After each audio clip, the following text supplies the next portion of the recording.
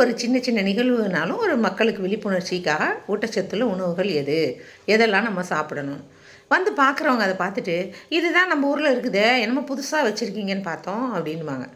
புதுசு எதுவுமே கிடையாதுங்க.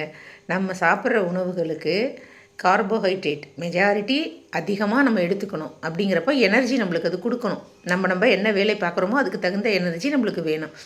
அது எதில் இருக்குது அதிகமாக? தானியங்களில். ஸோ நாங்கள் என்ன பண்ணுவோம், அரிசி, கோதுமை, சோளம், கேழ்வரகு, சிறுதானியங்கள் இதெல்லாமும் அங்கே வந்து காட்சிப்படுத்தியிருக்கோம். அடுத்து பார்த்திங்கன்னா புரதச்சத்து. நம்மளுக்கு புரதச்சத்து நல்லா பில்டு பண்ணணும், மசில்ஸு நம்ம ஸ்ட்ராங்காக இருக்கணும் அப்படிங்கிறதுக்காக அது எதுலலாம் இருக்குது, பருப்பு, பயறு வகைகள், கொட்டை வகைகள் இதெல்லாமும் வச்சுருப்போம் நம்ம. நெக்ஸ்ட்டு பார்த்திங்க அப்படின்னா பால், முட்டை, மீன் இதெல்லாம் வந்து அங்கே சாப்பிடணும்னு சொல்லி கொடுத்துருப்போம். நெக்ஸ்ட்டு பார்த்திங்கன்னா கீரை வகைகள்லாம் வச்சுருக்கோம். கீரையிலலாம் என்ன இருக்கும், நிறைய மினரல்ஸ் இருக்கும். மினரல்ஸில் குறிப்பாக பார்த்திங்கன்னா அயன் இருக்கும். அயன் ரொம்ப ரொம்ப நம்மளுக்கு முக்கியம் இல்லையா? ஸோ அதுக்காக அதை வந்து நம்ம கொடுத்துருப்போம். அடுத்து காய்கறிகள், பழங்கள் வச்சுருப்போம். இது தானங்க நம்ம டெய்லி சாப்பிட்றோம். இதை தவிர அப்புறம் என்னங்க பெரிய சத்து உள்ளது, பெரிய டப்பாவில் அட்வர்டைஸ்மெண்ட்டு காட்டுறதுல உள்ளதெல்லாம் வாங்கி சாப்பிடணும்னு நினைக்கிறோம். தவறு. இதை முறையாக நம்ம சமைச்சு சாப்பிட்டாலே போதும். காய்கறிகளில் வைட்டமின்ஸு, மினரல்ஸ் கிடைக்கிது, பழங்கள்லேயும் அதே கிடைக்கிது.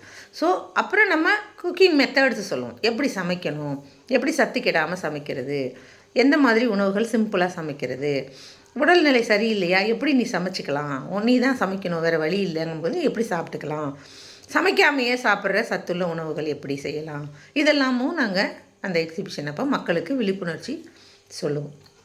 சரிங்க, இப்போ நம்ம கர்ப்பம் பார்த்தோம், என்ன சாப்பிடணும் அப்படிங்கிறதுக்கு பார்த்தோம் இல்லையா? இப்போது அதுக்கு முன்னாடி 45 நாள் ஆனோன்னே டாக்டர் என்ன பண்ணுவாங்க, தடுப்பூசி போடுவாங்க. இந்த தடுப்பூசி எதுக்கு போடுறாங்க கேட்குறதே கிடையாது. நாங்கள் வந்து தடுப்பூசி போட்டோன்னா அந்த ப்ரெக்னென்ட் ஆன அந்த பொண்ணை கூப்பிடுவோம். இப்போ தடுப்பூசி போட்டுக்கிட்டேப்பா, எதுக்கு போட்டுக்கிட்ட சொல்லுன்னு.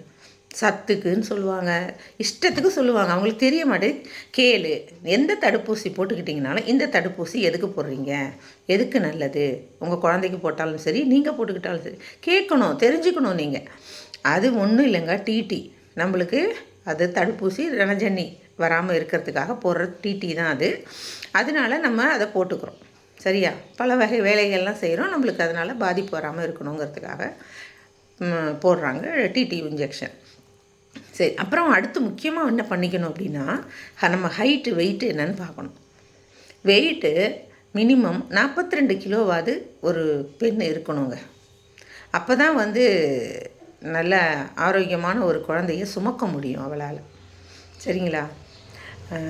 அப்போது அந்த பெண் வந்து எவ்வளவு வெயிட் ஏறணும், 42 கிலோ இருக்குன்னு சொல்கிறோம்.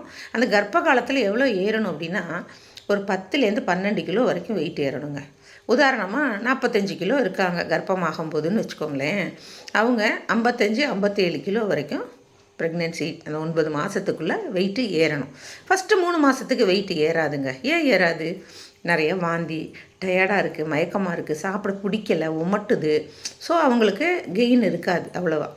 நடுவில் அடுத்த ட்ரைமஸ்டர்னு சொல்லுவாங்க. ஃபஸ்ட்டு, செகண்டு, தேர்டு 3 மாதமாக பிரிச்சுப்பாங்க. அந்த செகண்டு டயத்தில் என்ன ஆகும், நல்லா அவங்க ஹெல்த்தியாக இருப்பாங்க, நல்லா சாப்பிடுவாங்க, வெயிட் இன்க்ரீஸ் ஆகும். அதே மாதிரி தேர்டு ட்ரைமஸ்டரில் சாப்பாடு குறைந்தாலும் வெயிட் இன்க்ரீஸ் ஆகும், அவங்களுக்கு குழந்தைக்கும் வெயிட் இன்க்ரீஸ் ஆகுங்க. ஸோ இந்த சத்துக்களுக்காக அவங்க என்ன பண்ணணும் அப்படின்னா, நம்ம முதல் சொன்ன கார்போஹைட்ரேட், அதாவது தானியங்கள், பருப்பு, காய்கறி, கீரை, பழ வகைகள் தினசரி உணவில் இருக்குதா, அதை சத்துக்கிடாமல் சமைச்சிருக்கோமா, சாப்பிட்றோமான்னு பார்க்கணுங்க. இது செஞ்சாலே போதுங்க, அவங்க நல்லா ஹெல்த்தியாக இருக்கலாங்க. பாய்.